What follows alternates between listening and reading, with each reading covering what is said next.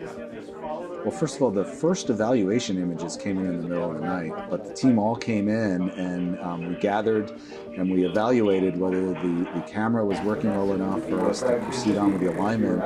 And as we analyzed those first, photons, if you will, the team was pretty positive that the camera was working properly and the instrument was working properly. So we picked a star that was very bright and didn't have any stars near it that would contaminate the image.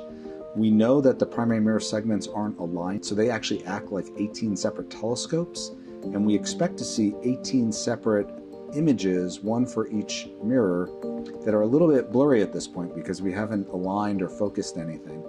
And so we pointed at a bright star and we made a mosaic. We actually took the near-infrared camera and we took images in different parts of the sky, and then we looked for the 18 spots from the 18 different telescopes, if you will, and we were very excited to find them. And the 18 spots were actually fairly close to each other, so really everything was very close to what was predicted. We've identified which of the 18 spots is which mirror. At this point, we even know which ones are from the wings, and it turns out one of the wings, you can actually see those 3 spots are a little farther over, and that's sort of what we expected. So we've identified all 18 spots, and the next step is to make an array of them, and then we're ready to start what we call global alignment, which is when each of those 18 spots will start to be aligned and focused. And that's sort of the last step before we take those 18 spots and put them on top of each other to start forming a single star going through the 18 separate telescopes. That's the work that will be starting soon.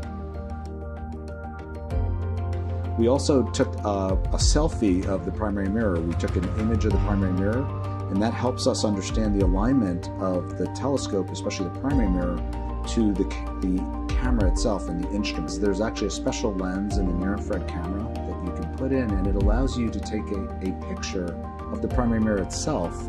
And in this particular case, one of the segments is pointing at a star, so that is the segment that lights up.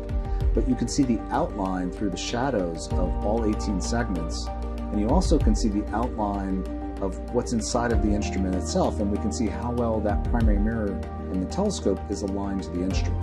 And that gives us some initial confidence that the alignment looks good, and that's a good starting point for doing the alignment of the telescope.